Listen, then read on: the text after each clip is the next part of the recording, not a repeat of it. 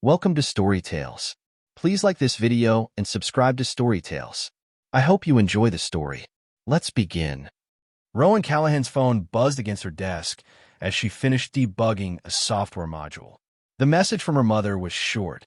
Family dinner tonight. 6 p.m. Your sister has news. She stared at the screen, her coffee growing cold. Family dinners meant one of two things. Someone needed money or someone was in trouble. Usually both. The drive to Gloria's townhouse took 23 minutes through Salem's drizzling October streets. Rowan parked behind Lane's dented Honda, noting the expired tags. Another bill she'd probably get asked to handle. Gloria opened the door before Rowan could knock. Her mother's smile was too bright, the kind that meant she was performing.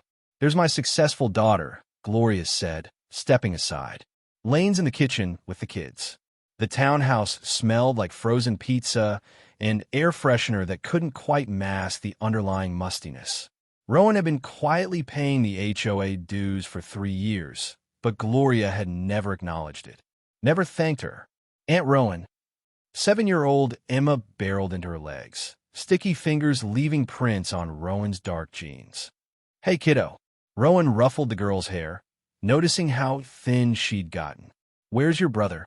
"Jake's playing games on my phone," Lane called from the kitchen. She emerged carrying a plastic plate loaded with pizza slices, her bleached hair pulled into a messy bun. Had to keep him quiet somehow. Rowan studied her sister. Lane's nails were freshly done, bright pink acrylics that probably cost $60.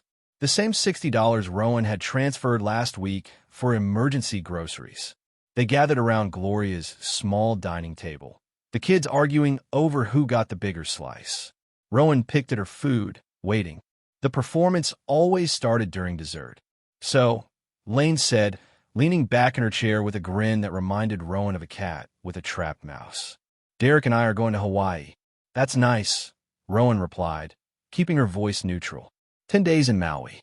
He booked us this amazing resort right on the beach. Lane's eyes gleamed. "We leave next Friday." Gloria clapped her hands together. "Isn't that wonderful? Our Lane deserves a vacation." Rowan set down her fork. "Who's watching the kids?" "Well, that's what I wanted to talk to you about." Lane's voice took on the wheedling tone Rowan knew too well. "I was hoping you could take them. It's only 10 days, and you work from home anyway." "I work," Rowan said. "I don't babysit for free while you vacation in Hawaii." The temperature in the room seemed to drop. Lane's smile faltered, then hardened. "Come on, Ro. It's not like you have anything else going on. No husband, no kids of your own." Lane gestured around the table. "This is your family. We need you. You need my time. For free. After spending money you don't have on a vacation you can't afford." "I can afford it," Lane snapped. "Derek's paying for most of it." "With what money? Last week you needed me to cover your electric bill." Gloria's fork clinked against her plate. "Rowan, don't be so harsh. Your sister works hard raising 2 children. I work hard too. And my actual job, the one that pays for your HOA dues." The words hung in the air like smoke. Gloria's face flushed red. "That's different," Lane said, her voice rising. "You don't have kids, no real responsibilities. You just sit at home all day clicking on your computer. Clicking on my computer pays your car insurance. Stop throwing money in our faces." Lane slammed her hand on the table, making Emma jump. "You owe us. We're family." Rowan stood up slowly, her chair scraping against the worn linoleum. "I don't owe you anything." "Yes, you do." Lane's voice was shrill now, desperate. "We took care of you when you were young. Mom sacrificed everything for us kids. The least you can do is help out when we need it." "Sacrificed everything." Rowan's laugh was cold. "Mom, when exactly did you sacrifice anything for me?" Gloria's mouth opened and closed like a fish. "I raised you, fed you, put a roof over your head.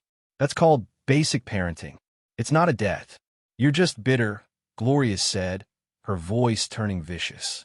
"Bitter because nobody needs you for anything real. All you have is money, and even that's not yours. You just push buttons for some company that could fire you tomorrow." The familiar shame tried to creep up Rowan's spine, but she recognized it now. Therapy had taught her to see the manipulation before it took hold. "You're right," Rowan said calmly. "Nobody needs me. They need my wallet.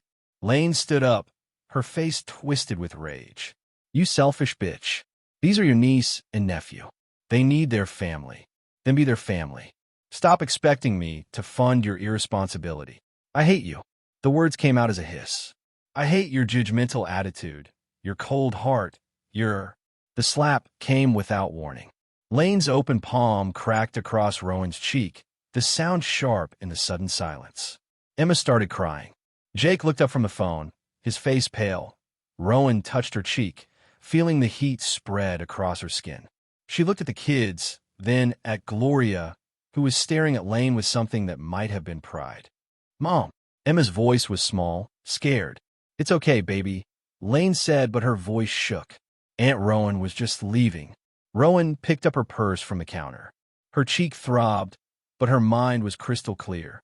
9 years of auto payments. 9 years of emergency transfers. 9 years of being the family ATM. You're right, she said quietly. I was just leaving.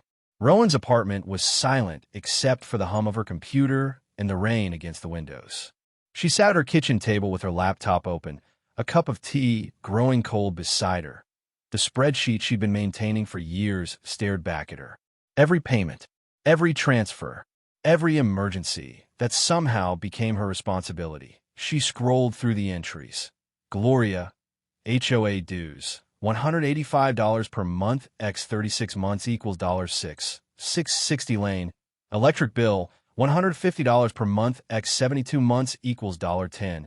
$800 Lane. Car insurance, $320 per month x 84 months equals $26. $880 Emma. Private school tuition, $8,400 per year x 4 years equals $33. $600 family cell phone plan, $240 per month x 36 months equals $8. $640 emergency transfers, documented, $11. $042 The total at the bottom made her stomach clench. $97. $622 that she'd been conservative in. Her calculations, only counting what she could prove with bank statements. The cash payments weren't included. The groceries she'd bought during visits. The time she'd filled up Lane's gas tank without being asked to pay her back. Rowan opened her banking app and stared at the automatic payment screen. With 3 clicks, she canceled the HOA transfer scheduled for next week. Then the car insurance. The phone plan. Her phone buzzed with a text from Lane. Look, I'm sorry about tonight, but you have to understand how stressful it is being a single mom. Can you just think about watching the kids? Rowan deleted the message without responding. She opened a new browser tab and logged into the family cell phone account. Lane and Gloria's lines showed data usage from this evening. Probably Lane posting about her Hawaii trip on social media while her kids ate frozen pizza for dinner. The family group chat showed 17 unread messages. Rowan opened it, her jaw tightening as she read Lane's version of events. Lane had dinner with Rhoda tonight. She's being really difficult about watching the kids. Gloria, she's always been selfish. Even as a child. Lane, I just don't understand how she can be so cold. They're a family. Gloria, money changes people. Makes them think they're better than everyone else. Lane, she acted like helping family was some huge burden. Like we've never done anything for her. Rowan screenshot the conversation, then typed her response. You're officially on your own. She hit send, then immediately left the group chat. Her phone started ringing within minutes. Lane's name flashed on the screen. Rowan declined to call and blocked the number. Then she blocked Gloria's number too. The silence that followed felt like stepping out of a noisy restaurant in a fresh air. She opened her email and drafted a message to her lawyer. Tom, need to schedule an appointment ASAP. Family financial issues that may require legal action. Can you see me this week? Rowan, the reply came back within an hour. Thursday, 2 p.m. work? Bring documentation. Rowan printed out her spreadsheet and bank statements, organizing them in a manila folder. 9 years of being the family safety net was about to end. The first sign of consequences came 3 days later. Rowan was reviewing a batch of test cases when her phone rang, a number she didn't recognize. Rowan Callahan? This is Janet from Cascade Property Management. We're calling about your mother's HOA account. The payment that was due yesterday didn't go through. I'm not responsible for my mother's bills, but you're listed as the backup payment method on the account. Not anymore. You'll need to contact Gloria Callahan directly. Rowan hung up and went back to work. 20 minutes later, her phone rang again. This time it was the auto insurance company, then the electric company. She gave them all the same response. Contact the account holder directly to by Friday afternoon. Gloria's utilities were cut. Rowan knew because Mrs. Freeney, her mother's neighbor, called to check if everything was okay. The power's been out since this morning, Mrs. Freeney said. I saw your mother arguing with some man in a uniform. She looked upset. I'm sure she'll figure it out, Rowan replied. Well, if you're sure. I just thought you should know. That evening, Rowan's doorbell rang. She looked through the peephole and saw Gloria standing on her steps, soaked from the rain. Rowan didn't open the door. I know you're in there. Gloria shouted, pounding on the wood. Open up. We need to talk. Rowan turned up the volume on her TV and waited. After 10 minutes, the pounding stopped. She watched from her bedroom window as Gloria got in her car and drove away. Saturday brought news from Hawaii.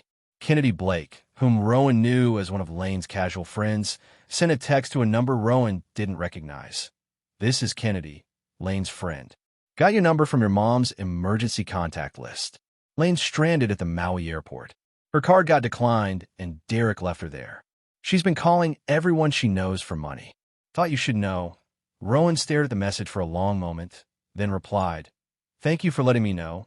You just blew up their lives. You okay? The question surprised her. When was the last time someone had asked if she was okay? Not asked what she could do for them, or how much she could spare, but actually cared about her well-being. That I'm fine. Better than fine, actually good. Lane's been saying some pretty nasty things about you on social media. Figured you should hear it from someone who's not trying to get something from you. Rowan set her phone aside and made herself dinner. Actually made it, not just heated up something frozen. She cooked salmon with asparagus and quinoa, opened a bottle of wine she'd been saving, and ate at her table instead of standing at the counter. For the first time in years, she wasn't wondering which family member would call next with an emergency. She wasn't calculating how much of her paycheck would disappear into other people's problems. The silence in her apartment wasn't empty anymore. It was peaceful. Boone Wilder lived in the same apartment complex where Rowan had grown up before she'd saved enough to buy her own place. She found him in the parking lot, loading welding equipment into his truck. Well, look what the cat dragged in, he said, grinning. Haven't seen you around here in months. I need advice, Rowan said without preamble. The kind that requires thinking, not feeling. Boone's expression shifted. He'd known her since high school, had watched her family dynamics from the outside. Coffee shop on Commercial Street. 20 minutes. The coffee shop was nearly empty on a Tuesday afternoon. Boone ordered black coffee and a bear claw. Rowan got tea and sat across from him in a corner booth. My sister slapped me, she said, in front of her kids and my mother, because I wouldn't babysit for free while she vacations in Hawaii. Boone's jaw tightened. She hit you. It's not about the slap. It's about what comes next. Rowan pulled out her folder of financial documents. I've been supporting them for 9 years. Almost $100,000. Boone whistled low as he flipped through the spreadsheet. Jesus, Ro. This is like having a mortgage payment for people who treat you like garbage. I cut them off. All the automatic payments, the phone plan, everything. But I think they've been doing more than just taking my money. What do you mean? Rowan showed him a credit report she'd pulled the night before. There's a car loan here from 2017. I never bought a car in 2017. Boone studied the document. Gloria co-signed. More than that. Look at the address on the application. His eyes widened. That's your apartment. They used my information to get a loan for a car I've never seen. Then stuck me with the payments when Gloria defaulted. That's identity theft. That's what I thought. Rowan sipped her tea, surprised by how calm she felt. My therapist always says not to swing wild. Swing smart. Smart like how? I've got documentation for everything. Bank records, payment histories, even texts where Lane admits I pay her bills. And now I have proof of fraud. Boone leaned back in his chair. What do you need from me? A witness. Someone who's not family, who can verify what I'm saying if this goes to court. You got it. What else? Mrs. Freeney saw the slap. Would you ask her to write down what she saw? I don't want to pressure her myself. Done. Anything else? Rowan pulled out a manila envelope. I need these delivered to Gloria and Lane. Legal invoices. I want them to understand exactly how much they owe me before I take the next step. Thursday morning, Rowan sat in her lawyer's office with 3 folders of documentation spread across Tom Martinez's desk. She'd organized everything chronologically, with bank statements highlighted and supporting evidence paperclipped to each major expense. "This is thorough," Tom said, reviewing the identity theft paperwork. "The car loan is definitely actionable. They forged your signature on the application. What about the money I gave them voluntarily? Harder to recover, but not impossible. If you can prove they misrepresented their financial situation to get money from you, that's fraud. Do you have any communications where they lied about what the money was for?" Rowan pulled out her phone and showed him a text thread from 6 months ago. "Lane, emergency. Emma needs school supplies, and I don't get paid till Friday. Can you spot me $200? Rowan, for school supplies? Lane, yes. I promise I'll pay you back this time." "Then what?" Tom asked. Rowan scrolled to photos Lane had posted 2 days later, a nail salon visit, and a new purse that definitely cost more than school supplies. "We can work with this," Tom said. "File the identity theft charges first. That's criminal. Then pursue civil recovery for the documented fraud. The voluntary payments are trickier, but if we can establish a pattern of deception, how long does this take?"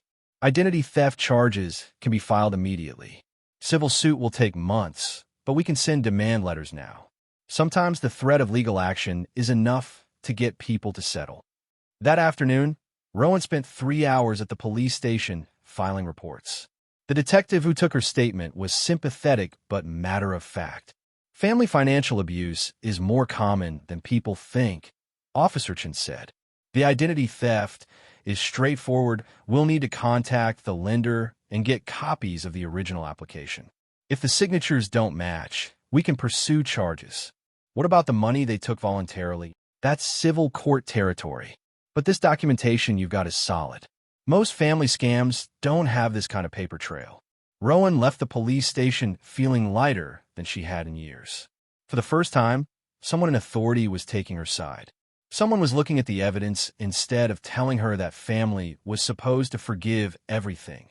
That evening, she drafted the invoices. Invoice date: October 15th, 2024 from Rowan Callahan to Gloria Callahan for financial support provided 2015 to 2024, HOA payments, $6,660, fraudulent car loan payments, $14,200, emergency transfers, $3,100, phone plan subsidies, $4,320 total load, $28, 280 payment terms, full payment due within 30 days.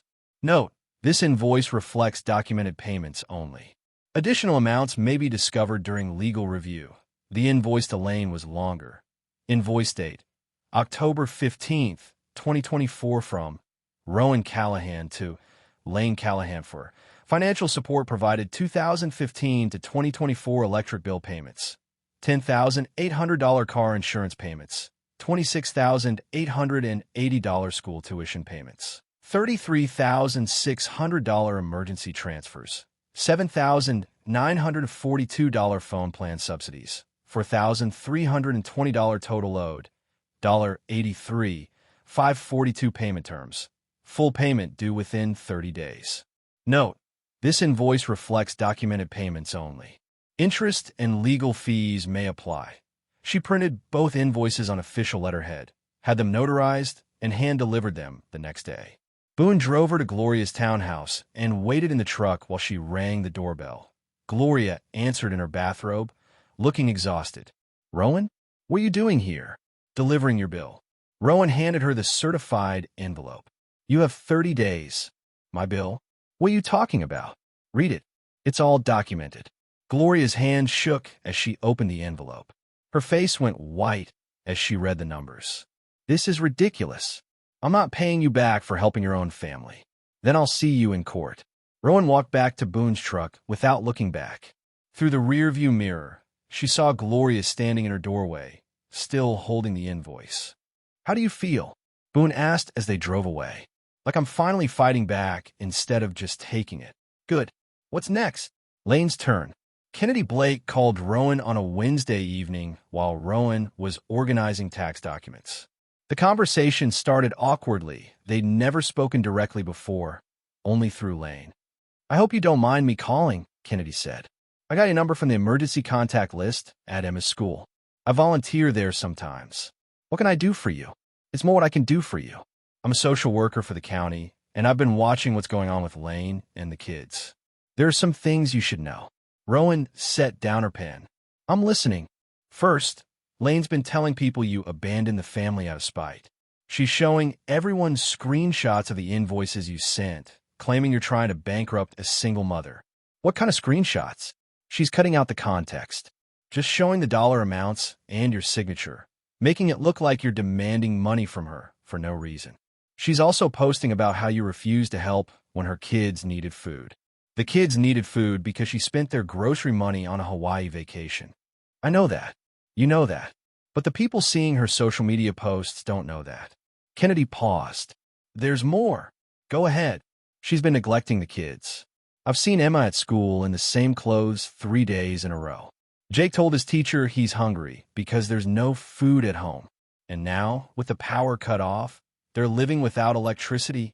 Gloria's been letting them sleep at her place some nights, but her place isn't much better. The heat got turned off yesterday." Rowan felt a familiar tug of guilt, then pushed it away. This wasn't her fault. This was Lane choosing a vacation over her children's basic needs. "What do you need from me?" she asked. "Evidence. I can file a CPS report, but it's stronger if I have documentation of the financial irresponsibility. She told me something last week that you should know about." "What?" she said, and I quote, "Rowan's too cold to call CPS. She'd never risk hurting the kids. She's counting on you not taking action because you care about Emma and Jake." The words hit like ice water.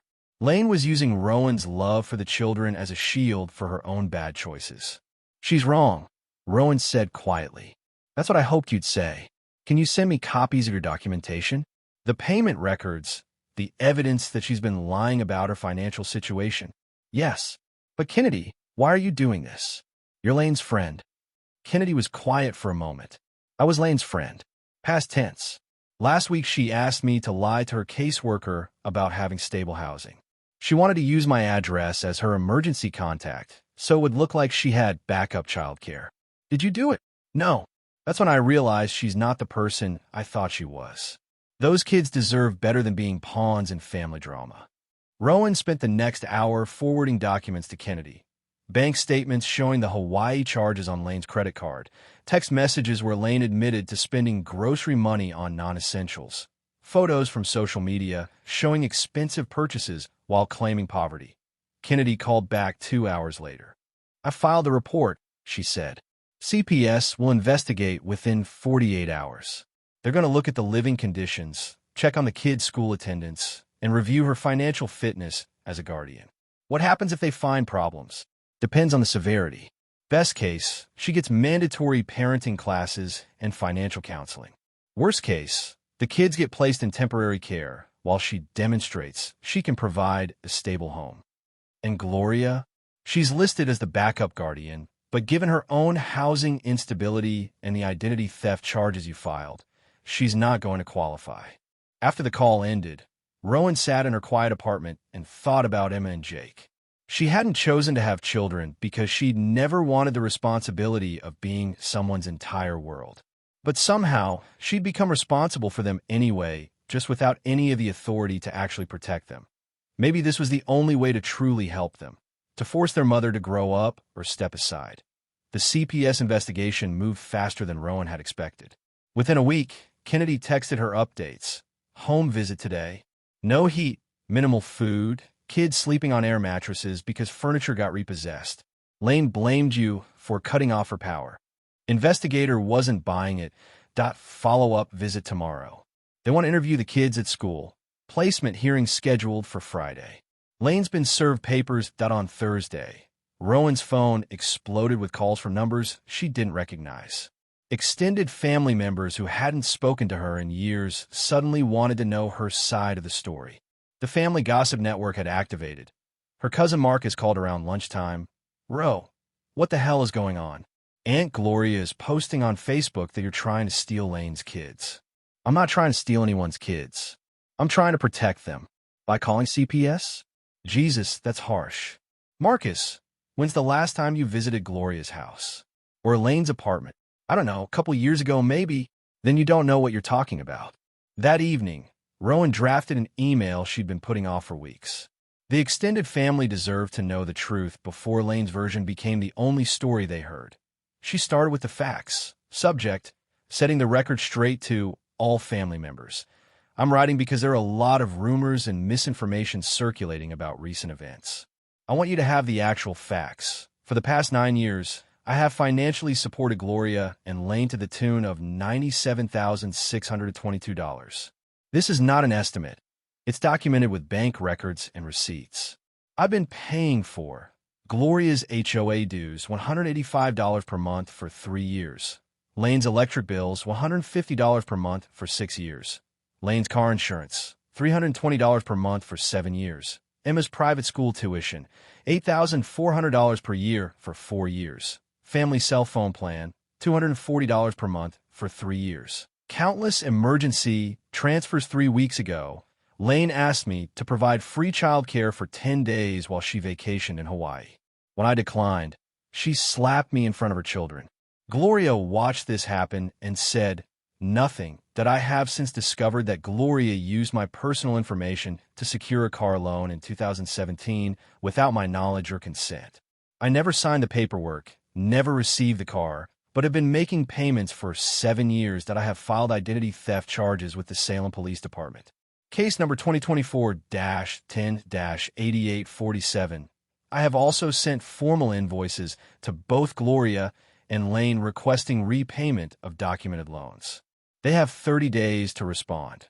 Recent CPS involvement stems from concerns about the children's welfare, not family spite. Emma and Jake were living without heat or adequate food, while their mother spent money on luxury vacations that I will not be providing financial support going forward. I will not be available for emergency child care. I will not be anyone's backup plan. If you want to help Lane and Gloria, you're welcome to take over the payments I've been making. The amounts are clearly documented above. Attached, you'll find copies of bank statements, invoices, and the police report number for verification. Rowan, she sent the email to 12 family members, then turned off her phone. That Friday's placement hearing lasted 3 hours. Rowan wasn't required to attend, but Kennedy called afterward with the results: temporary custody to the state. Kids are placed with the Hendersons. They're a licensed foster family who specialize in emergency placements. How are Emma and Jake? Scared but safe. They'll stay in the same schools, same routines. The Hendersons are good people. And Lane, supervised visitation only. She has to complete parenting classes, financial counseling, and maintain stable housing for 6 months before they'll consider returning custody. What about Gloria? Ruled unfit for placement due to housing instability and the pending fraud charges. She's allowed supervised visits only. That night, Rowan received her first supportive message from family. Her Aunt Patricia, Gloria's sister, sent a simple text: I had no idea how much you'd been supporting them. What they did to you is wrong. Thank you for protecting those babies. It was the first time anyone in her family had thanked her for anything. The call came on a Tuesday morning while Rowan was reviewing quarterly budget reports for work. Gloria's number flashed on her screen. She'd unblocked it the week before, figuring her mother deserved one last chance to do the right thing. Rowan, Gloria's voice was weak, shaky. I'm at the hospital. I think I'm having a heart attack. Rowan's first instinct was panic, the old programming that kicked in whenever family claimed an emergency. Then she remembered her therapist's words: abusers escalate when they're losing control. Which hospital? She asked calmly. Salem General. Emergency room. Can you come? I'm scared. I'll be there in an hour. Instead of rushing to the hospital, Rowan called Kennedy. Gloria says she's having a heart attack at Salem General. Does that seem convenient to you? Very convenient. What are you thinking? I'm thinking she's desperate. The court date for the fraud charges is next week, and she knows I'm not backing down. So what's the play? I'm going to the hospital, but not alone. Kennedy met her in the Salem General parking lot 45 minutes later. They walked into the emergency room together, Kennedy carrying a small folder of documents. "I'm here to see Gloria Callahan," Rowan told the receptionist. "She called about a heart attack." The young woman checked her computer, frowning. "I don't show anyone by that name in our system today. She's not here. No emergency admissions under that name." "Are you sure she said Salem General?" Rowan felt a cold satisfaction settle in her chest. "Very sure. Thank you." They were walking back to the parking lot when Rowan's phone rang. "Gloria again. Where are you?" "I've been waiting. I'm at Salem General. The front desk says you're not here." Silence on the other end of the line. "Mom? Which room are you in?" They moved me. Different floor." "Which floor?" More silence. "Gloria, there's no record of you being admitted to this hospital today. You're not even going to check? I could be dying and you can't be bothered to look for me." "I looked. You're not here." Rowan hung up and turned to Kennedy. "She's somewhere in town, perfectly healthy, tried to manipulate me into feeling guilty enough to drop the charges. Probably at home, waiting for you to panic and rush over to take care of her. Let's go find out." They drove to Gloria's townhouse in Rowan's car. Gloria's Honda was in the driveway, and lights were on inside. Rowan knocked on the door. Gloria opened it wearing regular clothes, not a hospital gown. Her face was flushed, but from embarrassment, not medical distress. "Rowan, I was just getting ready to go back to the hospital. The doctor said I could come home to get my insurance cards." "Interesting. The hospital has no record of you being there." "That's impossible. I was just there." Lane's voice came from inside the house. "Is that her?" Finally, Lane appeared behind Gloria, her face hard with anger. "We need to talk." "About what?" "About you destroying this family over money. About you getting my kids taken away because you're vindictive. Your kids were taken away because you chose a vacation over their basic needs. I chose to take a break. One break after 7 years of single parenting. And you couldn't help for 10 days. You chose to spend their food money on resort fees." Lane stepped onto the porch, crowding into Rowan's space. "Those kids love you. How can you do this to them?" "I'm protecting them. You're punishing me. I'm holding you accountable." "For what?" "For needing help. For not being perfect." Rowan pulled out her phone and showed Lane a screenshot of her Hawaii vacation photos. Drinks by the pool, spa treatments, expensive dinners. "For lying. For stealing. For putting your entertainment ahead of your children's welfare. One vacation, paid for with money you didn't have while your kids went hungry." Gloria stepped between them. "This is enough. Rowan, you've made your point. Now it's time to do the right thing." "What's the right thing, Mom?" "Drop the charges. Stop this lawsuit nonsense. Help us get the kids back." "Why would I do that?" "Because we're family," Gloria said, her voice taking on the manipulative tone Rowan knew so well. "Because those children need stability. Because I'm sick and need your help." "You're not sick. You faked a heart attack to get me here." "I didn't fake anything. I had chest pains. At home, not at the hospital." Kennedy stepped forward from where she'd been quietly observing. "Actually, I have something for both of you." She pulled out an envelope and handed it to Gloria. "Court papers. You're being sued." Gloria's face went white as she read the header. "Civil lawsuit for fraud and identity theft. By Rowan Callahan." "The criminal charges are already filed," Rowan said calmly. "This is for financial recovery. The court date is next Friday." "You can't do this," Lane said, but her voice had lost its edge. "We don't have that kind of money. You had money for Hawaii. That was different. It was stolen money. My money that you got by lying about emergencies. We never asked you to pay those bills. You asked for emergency money, then used it for bills instead of the emergencies you claimed. That's fraud." Gloria sank into a chair on her porch, the court papers shaking in her hands. "This will ruin us. You ruined yourselves." "Please," Gloria's voice was barely a whisper. "I'll pay you back. Somehow. Just don't take us to court." "How will you pay me back? You don't have jobs. You don't have assets. You don't have anything except what I've been giving you. We'll figure it out. You've had 9 years to figure it out. Instead, you figured out how to take more." Lane was crying now, ugly sobs that made her face red and blotchy. "You're destroying everything. The kids, the family, everything.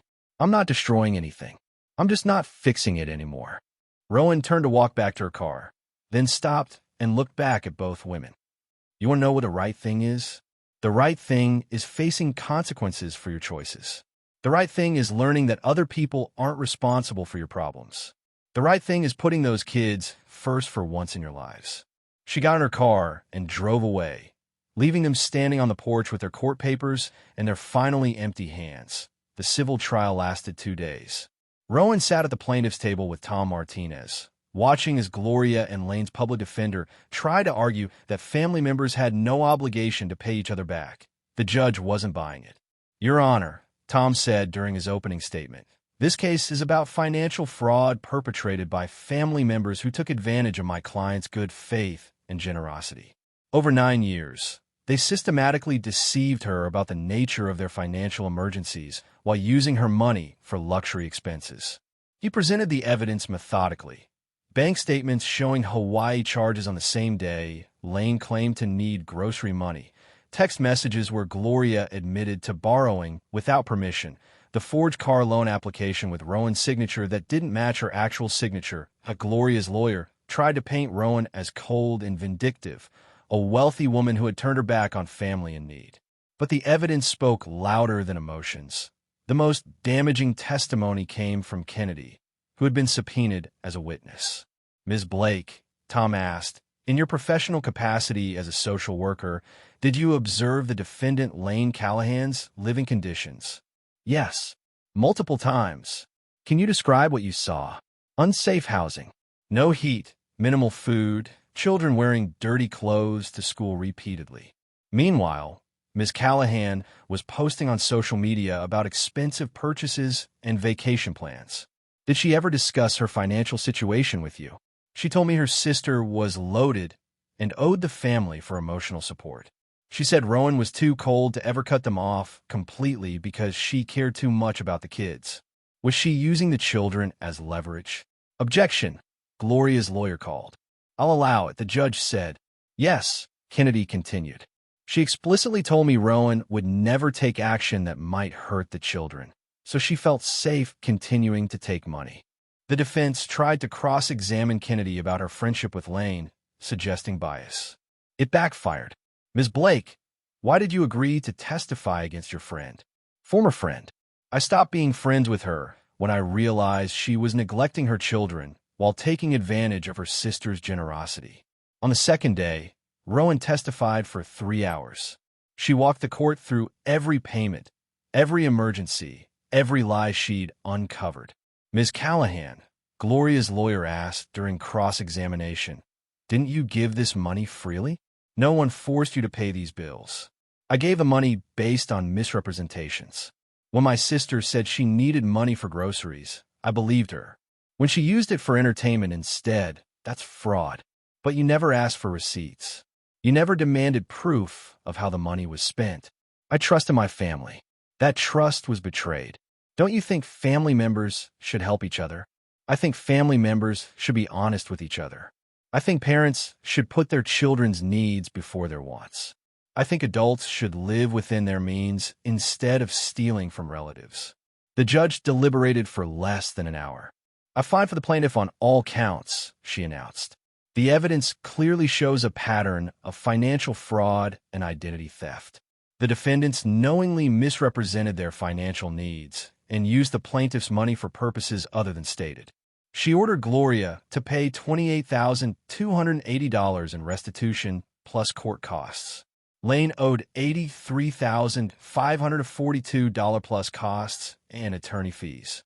Additionally, the judge continued, "I'm ordering both defendants to attend financial literacy classes and to have no contact with the plaintiff except through legal counsel." Outside the courthouse, Tom shook Rowan's hand. "That's a good judgment. The question is whether they can actually pay." "They can't," Rowan said. "But that's not really the point anymore." "What do you mean?" "They'll probably declare bankruptcy. The money's gone. But now there's a legal record of what they did. Now everyone knows the truth." That afternoon, Gloria's lawyer called Tom to discuss settlement options. By evening, they had a deal. Gloria would plead guilty to identity theft in exchange for probation and restitution payments. The civil judgment would be satisfied through a payment plan that garnished any income she might earn. Lane's case was more complicated. She couldn't pay the full amount, but she agreed to supervised visitation with her children and mandatory financial counseling. The restitution would be satisfied through garnished wages once she found employment. More importantly, both women would be prohibited from having unsupervised contact with Emma and Jake until they could prove financial stability and complete parenting classes. 2 weeks later, Rowan received a call from the Hendersons, the foster family caring for the children. Emma and Jake are doing well, Mrs. Henderson said. They're settling into their routines, their grades are improving, and they seem more relaxed. How are they emotionally? It's an adjustment, but they're resilient kids. Emma asked if she could send you a drawing she made. I'd like that. There's something else. Their guardian ad litem thinks it would be beneficial for them to maintain some contact with stable family members. Would you be interested in supervised visits? Rowan thought about it carefully. She'd never wanted to be a parent, but these children had been collateral damage in their mother's bad choices. Yes, she said. I'd like to see them. The visits started the following week. 1 hour every Saturday at a neutral location, supervised by a social worker. Emma and Jake were shy at first, confused about why they couldn't go home, why Rowan couldn't just fix everything like she always had before. Are you mad at Mom? Emma asked during their third visit. I'm disappointed in the choices she made, Rowan said carefully. But I'm not mad at you. None of this is your fault. Will we ever see you again if Mom gets better? If your mom gets better, that would be wonderful. And yes, I'll always be your aunt. It wasn't the relationship Rowan had expected to have with them, but it was honest. No more being the family ATM. No more fixing problems she hadn't created. Just being present for 2 kids who needed to know that adults could keep their word. 6 months after the trial, Rowan bought a house that was a small craftsman bungalow near the Columbia River, with a view of the water from the kitchen window and enough space for a home office. She paid cash money she'd been able to save once she stopped funding other people's irresponsibility. The house needed work, but it was hers. No co-signers, no shared accounts, no one else's name on the deed. Boone helped her move on a Saturday in April. They carried boxes in comfortable silence, both of them understanding that this wasn't just a change of address. It was a declaration of independence. You seem different, he said, setting down a box of books in her new living room. Different how?